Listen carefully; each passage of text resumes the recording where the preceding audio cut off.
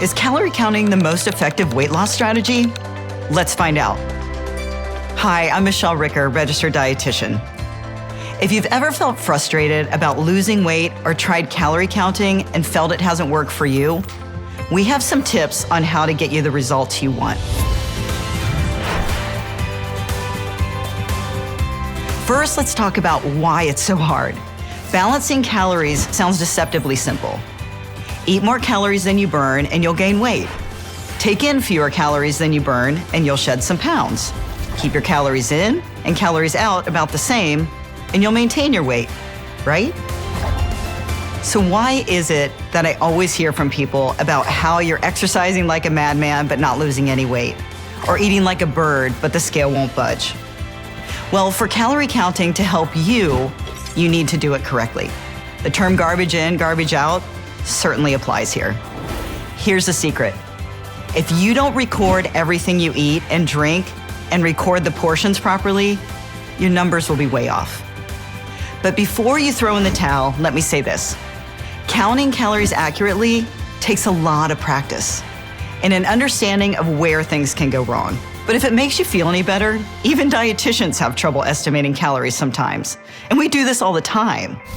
The good news is there are some things you can do to help make your calorie counting more accurate and help you feel in control. First, you need to know how many calories you should be eating every day. The logical place to start is by estimating how many calories your body burns throughout the day. The problem is there are a lot of variables, including your age, your gender, how much body fat or muscle you have, and how intensely you exercise.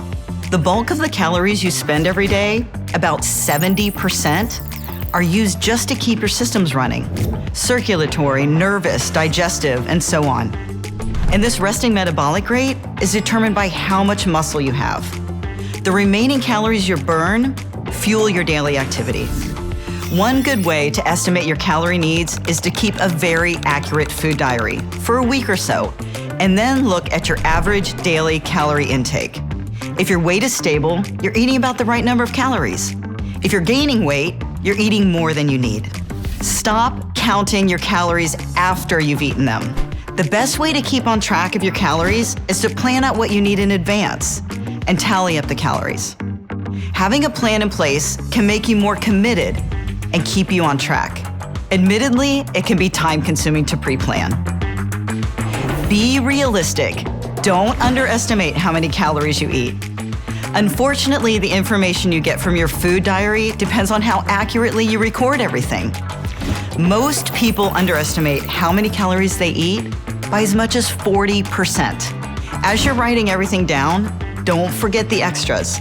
The condiments, the gravies and salad dressings, the sugar and cream in your coffee, the handful of crumbs you found at the bottom of the cookie jar, the few bites of pizza you ate standing at the kitchen sink. It all counts, every single bite. Weigh and measure. If you don't weigh and measure everything and rely instead on eyeballing your portions, you could be way off. I can't stress enough how important it is to weigh and measure as much as you can.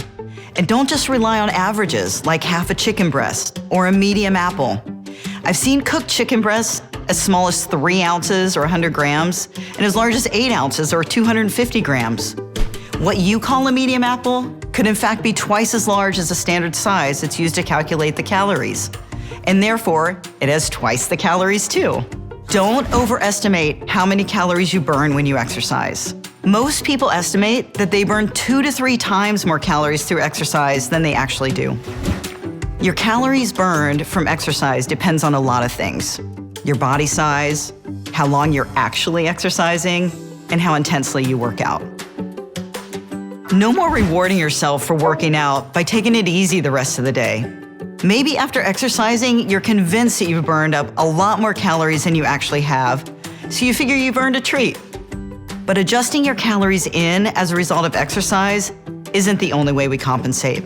Know the calorie counts of the foods you make at home. You might have a handful of recipes that you turn to frequently at home. If that's the case, it's worth taking a little extra time to test the calories in the entire recipe and then determine the calories per serving. Another plus, once you take a closer look at the calorie count of your recipe, you might want to give your recipe a makeover to lighten it up a bit. So, to recap, counting calories accurately can be a really effective way to lose weight because it makes you more aware of what you eat each day. It also helps you identify eating patterns that may need to be modified and allows you to keep track so you can reach your goals faster. Once you identify your calorie counting mistakes and correct them, your weight should start moving again. Plus, once you have a better gauge of the portion size that's right for you, a calorie count check-in every couple of months may be all it takes to stay focused. So what was your favorite calorie counting tip? Let me know in the comments. If you liked this video, be sure to subscribe to the Herbalife Nutrition channel.